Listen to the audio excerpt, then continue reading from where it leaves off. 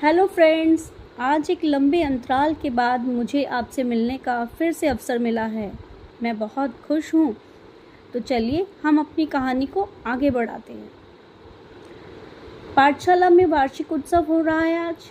तो पाठशाला में आज पूरे उत्साह के साथ तैयारियां चल रही थी। साहब पधारेंगे, डायरेक्टर साहब पधारेंगे। बड़े और छोटे अफसर, गांव के नागरिक और जनता, विद्यार्थी और शिक्षक सभी आ चुके थे। मेरे साथी शिक्षकों की बड़ी अजीब हालत थी। दिल धड़क रहे थे, चेहरे पर उदासी थी, फिर भी तनकर खड़े थे और अपने काम में लगे हुए थे। प्रधानाध्यापक जी ने हमारी पाठशाला के उद्यमी लड़कों को एक और बुलाया और धमकाते हुए बोले, देखो हरामखोरो, जरा भी उद्यम किया या गड़बड़ मचाई तो कल बुरी तरह से ढूंढ दूंगा, समझे। तालियों की गड़गड़ाहट और संगीत के साथ डायरेक्टर साहब पधारे। प्रधानाध्यापक ने पाठशाला का वार्षिक विवरण बड़ी छटा से और बुलंद आवाज के साथ इस तरह पढ़कर सुनाया, मानो लोगों को यह विश्वास दिला रहे हों कि वे कांप नहीं रहे, इसीलिए वे बार बार तनकर खड़े होते थे। इसके बाद छात्रों के द्वारा कविता पाठ और संवाद शुरू हुए। लड़के ग्रामोफोन रिकॉर्ड की तरह कविता पढ़ने लगे। उनके मुंह पर किसी भी प्रकार का कोई हाव भाव नहीं था। वे जोर से और हाथ पैर हिलाकर बोलते थे। दुख तो केवल इस बात का था कि जो कविताएं पसंद की गई थी वे सुंदर, सरस और अच्छे कवियों की होते हुए भी इतनी कठिन थी कि छात्र उन्हें समझ ही नहीं पा रहे थे। बेचारे बिना समझे पढ़ते थे, पढ़कर अभिनय करते थे और अपनी रसिकता का परिचय देते थे। यही हाल संवादों का भी रहा। अंततः सम्मेलन समाप्त हो गया। साहब ने आभार प्रकट किया, अपना हर्ष व्यक्त किया, इनाम बांटे।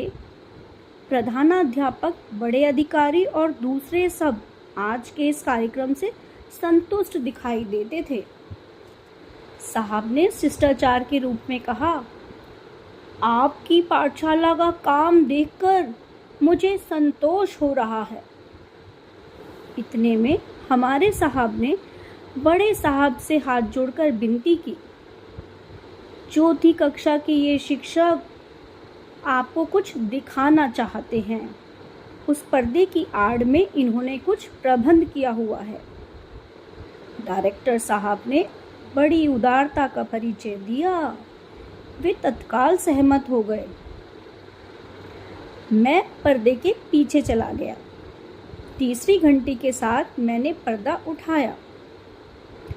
बीच में मैं और आसपास मेरी कक्षा के छात्र खड़े हो गए।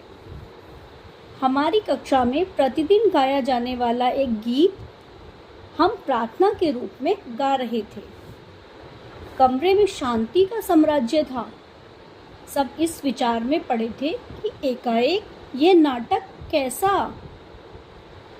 प्रार्थना के बाद छात्रों ने कचहरी में जाऊंगा नामक एक खेल शुरू किया। एक लड़का चूहा बन गया। कमर में रस्सी बांधकर उसने अपनी पूंछ बना ली, सिर पर काला कपड़ा ओढ़ा और चारों पैरों पर चलकर चू चू चू चू कर रहा था। एक लड़का दर्जी, दूसरा बेलबूटे वाला, तीसरा मोती वाला, चौथा ढोलबाजी वाला, पांचवा राजा और छठा राजा का सिपाही बन गया। मैं तो राजा का सिपाही बना था। सब पात्र हमेशा की तरह सादी पोशाक में थे। राजा टेबल पर रौब से बैठा था, सिर पर तिरछी टोपी पहने था। सिपाही ने मूछें ताव देकर मूछें खड़ी कर ली थी। साफा कुछ टेढ़ा बांध लिया था और हाथ में एक खुरपी रखी थी। ढोल बाजे वाले के हाथ में ढोल था। हमारा रंगमंच बिल्कुल सादा था।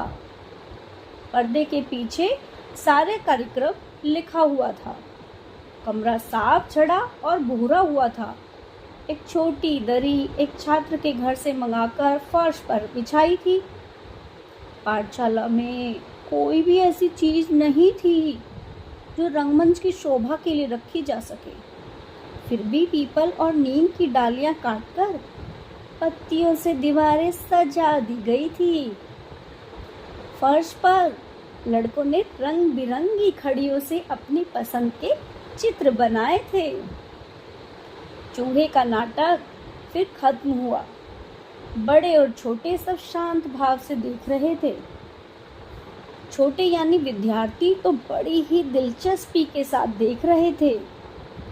बड़े भी आश्चर्य में डूबे हुए थे। मुझे कहना चाहिए कि लड़कों ने नाटक सुंदर ढंग से खेला था। वे भूले नहीं थे। जहाँ कहीं भी मुझे जरा सा गलती का शक होता, मैं स्वयं प्रकट होकर उसको सुधार देता था। फिर छात्रों ने दूसरा नाटक बुढ़िया और तीसरा खरगोश खेला। ले देकर हमारे पास एक ही पर्दा था। लड़के कभी सिर पर कपड़ा ओढ़ लेते थे, कभी हाथ में छड़ी ले लेते थे।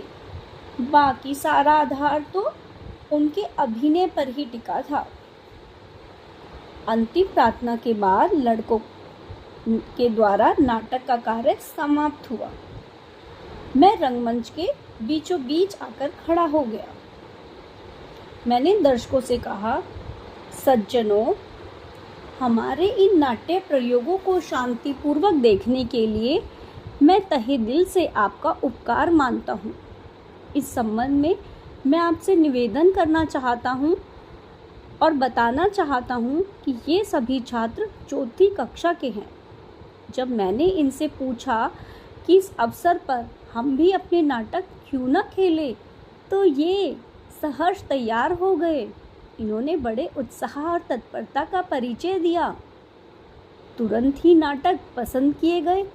जो कहानियाँ इन्होंने पढ़ी और सुनी थी, वही आपके सामने इन्होंने अभिनय कर कर दिखाई। मैंने इनसे कहा था, जिस तरह हर हफ्ते हम बिना किसी तैयारी के नाटक खेलते हैं, उसी तरह इस बार भी खेलेंगे। मित्रों, हमारी कक्षा में कोई चीज़ रटाई नहीं जाती। छात्रों को कहानी का कथानक भली भांति याद रह जाता है। हर पात्र मतलब हर छात्र जानता है कि कहानी में उसका कथन क्या है। फिर तो रंगमंच की कहानी का संबंध बनाए रखकर प्रसंग के अनुसार ये स्वयं वार्तालाप कर लेते हैं। किसी छात्र को अपना संवाद याद करने की जरूरत नहीं होती। वेशभूषा तो नाटक के गौण अंग है। महत्वपूर्ण अंग तो अभिनय और भाव प्रदर्शन ही है।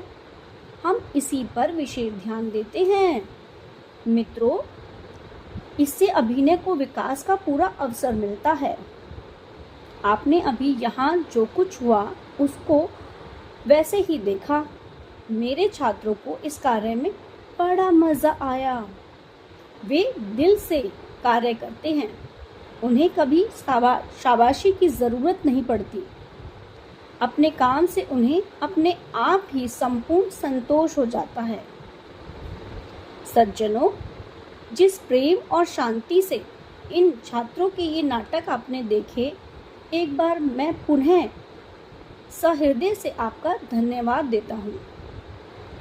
तो दोस्तों, डायरेक्टर साहब ने अब इस पर क्या विचार रखे होंगे, ये हम अपनी अगली ऑडियो में सुनेंगे। धन्यवाद।